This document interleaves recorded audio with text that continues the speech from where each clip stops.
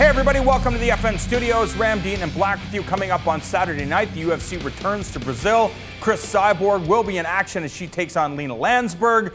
The prelims of the show will air right here in Canada on FN with a slew of marquee fights. I think the most important fight, a 125-pound matchup between Formiga and Dustin Ortiz. These guys have basically faced everybody in the division. We know how talented they are. You and I have had a chance to spend some time with Dustin Ortiz, mentally strong, very focused and driven.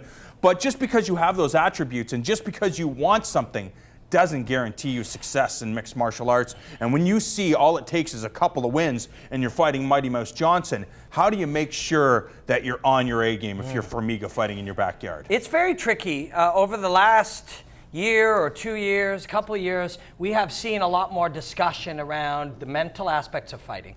And there are people who will say it's 90% mental. Everything's 100% mental. For me to lift this arm requires me to think about it, right? Everything is mental. But sometimes I think we misunderstand things or we overfocus on things. You make a great point. I'm driven. I really want it bad. I got the will to win. So does my opponent.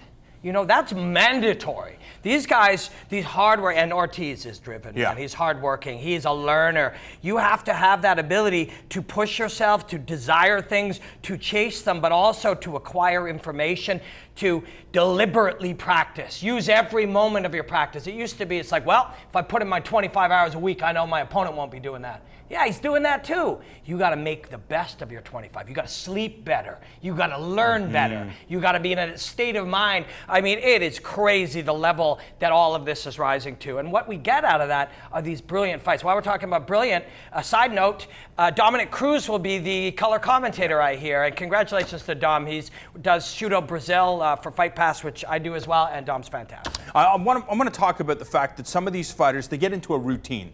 You know, it's like a machine. They know what they're doing in order for them to be prepared for their fights. The 10 weeks out, they have a strict routine. How important is it that they get out of that routine in order for them to grow as a fighter? Because you spend so many, we'll use the TriStar gym, for example. Day in and day out, you're going there, you're getting the same training partners, you're getting the same type of looks, and I know fighters will fly in from all over the world to help aid the fighters that call TriStar home. But is it important that a fighter also go off on their own and try to explore and expand their fight horizon, so to speak? The further we push these things, when we get to the point that things are working, for somebody to take it further, they'll change the recipe. They'll change the ingredients of how it works. And when you train the same place every day with the same coaches every day, you go, you get there, you show up, you change. There's a certain desensitization to the stress of the environment. So that's really good. You can train better. You can be focused. You show up in there and you've got that focus. You walk in with that game face and you make the most of those times. But there's a downside, and that is you start to get the same thing that is the upside as the downside, that desensitization to the stress. When you go into a new room to train with new people, it's a stressful environment. You know what else is a stressful environment? Fighting in a cage. So that is something you need. There is no perfect recipe, and the teams that will start to slide are the ones that believe they have the perfect recipe, because there is no such thing. Go ahead, 8 years in the future, it will all look different. You'll train different, you'll recover different, you'll fight different, you'll coach different. So why, if we know that to be true, and we do know that to be true, why would you think you have the perfect recipe? I'm sure Eric Silva thought that he had the perfect recipe, and if you look at the earlier part of his UFC career, this guy was spectacular. He looked the part, he was jumping off the cage, and he was entertaining the crowd, but it's a new age of mixed martial arts, and Eric Silva of today doesn't seem to be the same Eric Silva that we've seen in the past. In Brazil this coming weekend, taking on Chagas. The last time we saw him, he had that blunder against our guy Nordine, where there's the fake tap, and then he got himself knocked out. How do you shake things up? I'm sure it's a very difficult thing to self-assess and realize, you know what? These things aren't working for me. I got to change everything. And the problem with everything is there's too much. Now, what is everything? We're going to change what we eat? Now I'm a vegan. Now I sleep 5 hours instead. I'm not driving, I'm biking. I used to believe in God, and now I believe in Harry Potter. Like, what do you change? Everything is too much. You have to keep everything the same and change one thing. That's what business does. We don't have the time. We have to, or else we cannot track what's working. John Chamberg will tell you a story of George St-Pierre, and at one period, and everybody wanted more out of George because he was the best in the world. And people would say, well, now we need him swimming, and we need him powerlifting, and we need him doing gymnastics, and we need him sprinting. And Chamberg would be like, how could we possibly track what's working and what's a waste of time or actually damaging him? And, we look at Eric, so that is a discussion of strength and conditioning, which is a massive ingredient. All the best fighters, Stipe Miocic, great athlete. Michael Bisping, incredible middle distance style hybrid endurance athlete. It's something I just worked on in the breakdown we just shot. Tyron Woodley, brilliant athlete. Eddie Alvarez is a great athlete. I mean, they're all great athletes. Athleticism and that level of training is of massive importance. So you look at an Eric Silva. He's not as muscular. He's not as explosive. He's not as fast. He doesn't move as well. It affects everything. What is that? Is that the USADA era? That's what everybody thinks it is. That's what they think they know, but it may not be. Whatever it is, wherever he was, we start where he is today and we change one thing. We got to make him faster. Okay, that's great. We got to make him smoother. Okay, that's great. We got to make him mentally ready. You got to start one thing at a time. That is the Travis Brown problem. Right now. We can call that the Travis Brown problem forever now. We love Travis Brown. This guy's a phenomenal fighter. We've seen incredible things out of him, and all of a sudden nothing is working.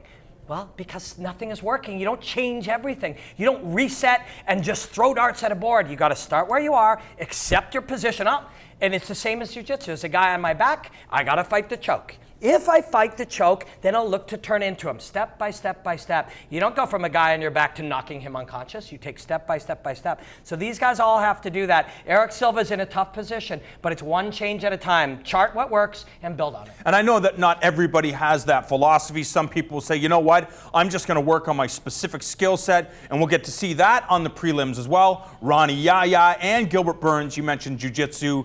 This is one area that both of these guys will shine.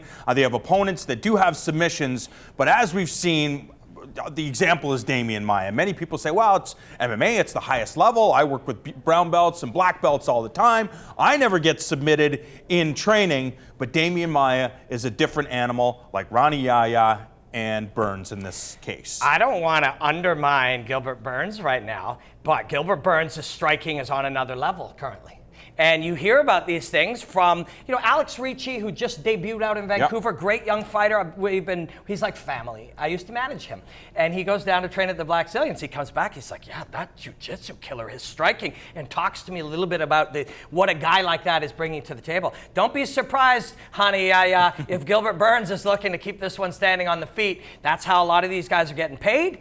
But at the same time, a lot of these guys just love that challenge. It's like, okay, I've always wanted to go and tangle with him in his strength and me in my strength. But Gilbert Burns' striking right now is on point. And of course, we got to also talk about the main event, Chris Cyborg. Clearly a fight attraction. I don't think anybody is giving Lansberg a chance of winning this fight. We know it's the fight game. Anything can happen. Do we just have a star in our hands? Because I know the UFC is talking about Ronda Rousey potentially returning to the UFC. She'll challenge for the title. If she's successful, they'll set up that matchup with Chris Cyborg. I mean, I'm sure Cyborg has heard it all before. Can't focus on Ronda Rousey. Can't focus on Miesha Tate or Holly Holm. Focus on me. Build my following. The UFC says they're not going to create another weight division. So hopefully they just give her one-off matchups and just make her a fight attraction that everybody needs to see. Yes, and that'll happen. But at the same time, what would be probably the best fight we could see right now is if, say, Dominic Cruz fought Frankie Edgar, or if Dominic Cruz fought Mighty Mouse, Johnson, or you know what I mean? It's always going to be the case. You go where the money is. All of these guys right now are looking for the most money they can make. Is the money right now? When you look at Cyborg, she was just introduced to the masses. I would imagine that the biggest money fights for her come after she gets a couple of big knockout victories. Looks impressive. So the rest of the mainstream audience says, I need to see her fight Ronda Rousey. The super fight really happens when both of you are super, and she's on her way to super right now. But don't sleep on this Lansberg. She knows how to fight. Tune in to FN this Saturday at 7 p.m. as we present a 1-hour preview show leading into all the action going down in Brazil. It will be followed by the prelims, which you can catch right here on FN at 8 p.m.